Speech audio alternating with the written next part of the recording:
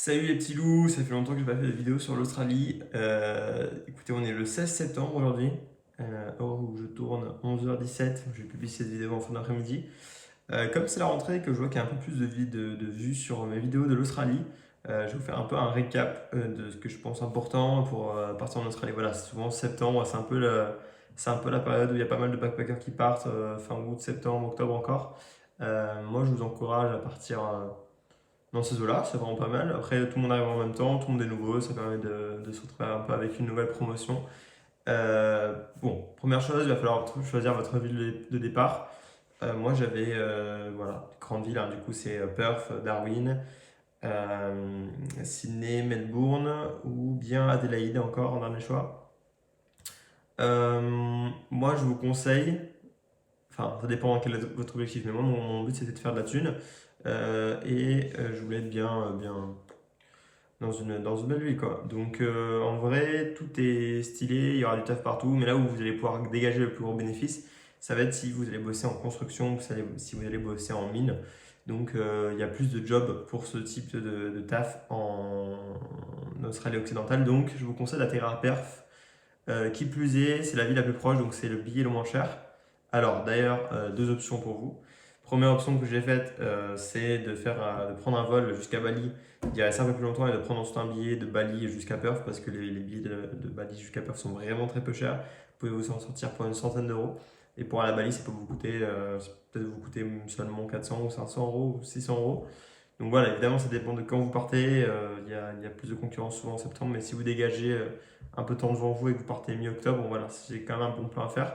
C'est-à-dire de partir un mois à Bali, puisque c'est le maximum que permet votre visa, ou même juste une semaine ou 2 semaines, le temps d'avoir un billet vraiment pas cher depuis Bali jusqu'à Perth. Sachant que la vie là-bas ne coûte rien. C'est un peu les vacances avant le travail, mais moi c'est ce que j'ai fait. Et écoutez, j'en suis sorti plutôt bien. J'ai passé un mois de kiff.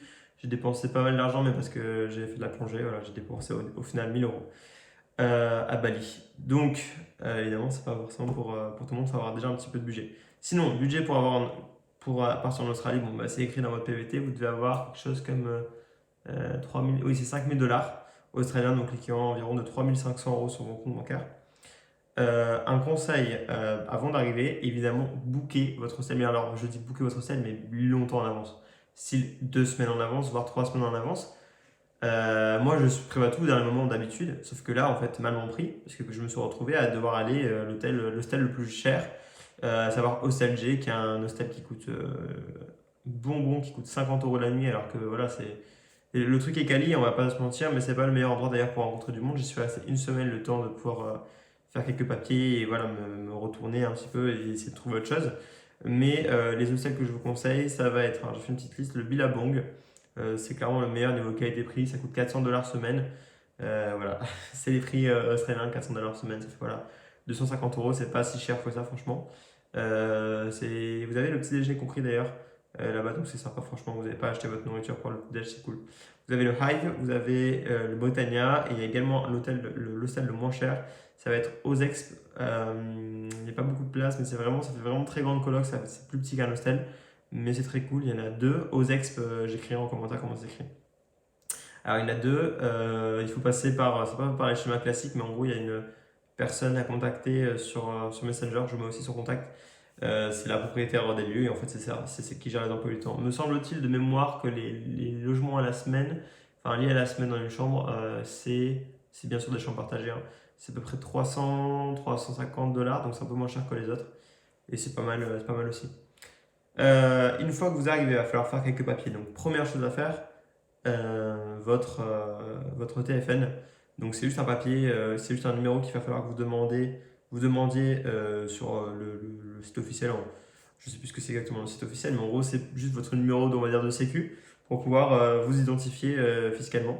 Donc, les employeurs ont besoin de ce numéro pour vous payer. Donc, c'est pas forcément nécessaire pour commencer à travailler, mais bon, à la fin de la semaine, il faut l'avoir dans tous les cas. Alors vous faites votre demande et je crois quelque chose comme quelques jours plus tard, comme 2 jours peut-être plus tard, votre téléphone est émis. Alors vous pouvez le recevoir chez vous, mais au bout de plusieurs semaines, je crois que c'est 3 semaines ou un mois. Donc vous n'allez pas attendre tout ce temps, vous allez appeler le service du téléphone et en donnant vos informations personnelles au téléphone, ils vont pouvoir vous le donner. Donc vous le notez et vous le donnez à votre employeur. Deuxième chose à faire, super importante, ça va être de passer la wildcard. Alors là, il y a plein d'instituts sur Puff, je ne vais pas en donner, je sais qu'il y en a un en tout cas à côté de SLG que moi j'ai passé, qui coûte vraiment pas cher. Alors vous avez l'option de le passer en distanciel ou en présentiel. Ne faites pas en distanciel parce que moi j'ai fait ça et en fait ça prend énormément de temps parce qu'en fait c'est des questionnaires, il faut que vous l'appeliez au téléphone en anglais pour pouvoir valider que vous avez compris, acheter les EPI, prendre des photos avec les EPI. Alors que si les EPI c'est les matériaux de sécurité, enfin les vêtements de sécurité, donc un casque, des lunettes de protection, une veste fluorescente et des bouchons d'oreille. Donc ça, vous allez devoir l'acheter. Neuf, ça coûte pas très cher, 50 $, mais vous pouvez même l'avoir moins cher sur Gumtree, qui est l'équivalent du Le Bon Coin là-bas. Pareil, Gumtree, j'écrirai en commentaire. Euh, c'est pas mal d'infos, désolé, là, je vais un peu vite, mais du coup, le mieux c'est de le passer en présentiel. Ça prend littéralement 2 heures à le passer. C'est un QCM, on vous donne les réponses vraiment, donc ça coûte quelque chose comme 80 $, quelque chose comme ça. Et après, vous avez votre carte direct à la fin, pas besoin d'attendre, et vous pouvez aller travailler. C'est indispensable pour travailler en construction, donc vous êtes obligé de la passer si vous allez bosser en construction. Pourquoi est-ce que je parle de la construction tout à l'heure? Parce que c'est ça qui est assez facile d'accès. Bref, c'est une ville qui est en construction, et c'est une ville nouvelle qui a seulement 30 ans, donc clairement, ils construisent énormément là-bas, et la construction, c'est pas trop mal payé, c'est payé 35 $ de l'heure. Donc voilà, sachant que vous avez 15% d'impôt, mais ça vous fait quand même un bon salaire à la fin, c'est 38 heures minimum de travail par semaine. Par contre, ce que je vous conseille, le but pour faire de l'argent, ça va être d'aller en mine. Donc en mine, il y a deux façons d'y rentrer, soit en tant que trade assistant, donc c'est un peu, alors moi j'ai pas fait, mais en gros c'est un peu l'étape de merde qu'il y a à faire sur place en mine. Mais c'est très bien payé, c'est payé entre 40 et 50 $ de l'heure. Alors que utility, donc ça c'est le ménage, la plonge ou refaire les chambres, ça c'est payé 35 $ de l'heure. Alors dans les deux cas, ça va être très bien payé à la fin de la semaine parce que vous travaillez 84 heures. 84 heures. Donc c'est 11 à 12 heures par jour. 7 jours sur 7 pendant 2 semaines. Ça, le système c'est fly in, fly out. Donc vous allez en mine, vous y restez 2 semaines et vous repartez et vous avez une semaine de pause où vous n'êtes pas payé. Donc évidemment ça va prendre en compte.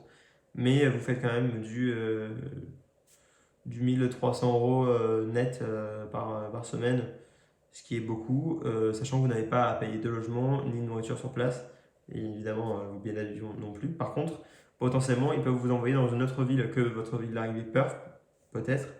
Par exemple, moi j'ai dû aller à Darwin pour pouvoir avoir mon vol d'entrée en mine. Et ensuite, j'étais basé à Darwin, du coup, j'aurais dû faire 2 semaines en mine, une semaine à Darwin, 2 semaines en mine, etc.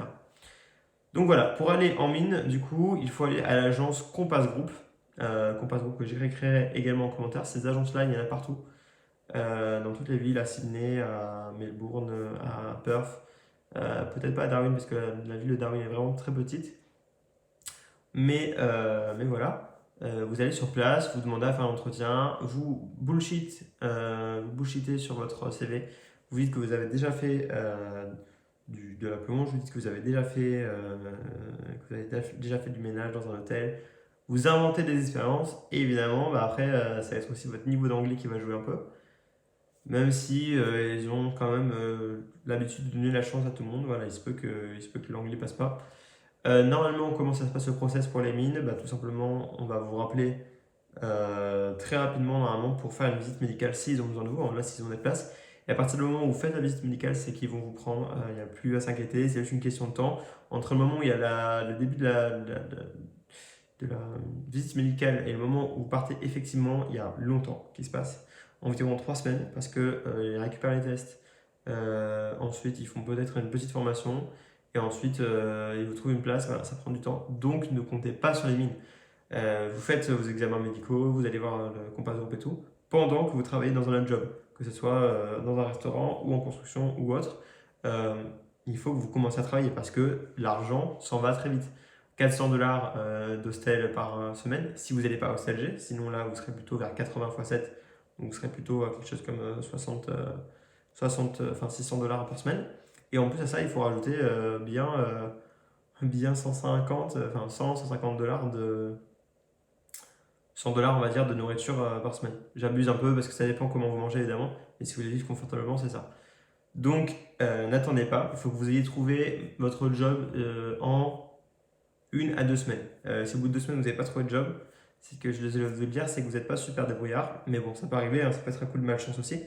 Pour trouver du travail, j'ai déjà fait plein de vidéos à ce sujet, je vous encourage à aller les voir. Mais concrètement, ça passe, moi, par Gumtree, ou par peut-être des annonces qu'il y a dans votre hostel, ou travailler même dans votre hostel. Et puis peut-être que des gens trouvent du travail sur site, mais moi, clairement, j'ai trouvé tous mes jobs sur Gumtree, l'équivalent de Le Bon Coin en France. Voilà, j'espère que cette vidéo refresh un peu vous aura plu. Si vous n'avez pas vu mon contenu sur l'Australie, bah, je vous encourage à aller le voir, franchement, ça sera très instructif. Vous avez même un vlog que j'ai fait dans les mines de Tanami, qui n'a pas beaucoup de vues, je vous encourage à aller le voir, il est un peu sous-côté. Et voilà, je vous dis à la prochaine, en attendant, tchuss.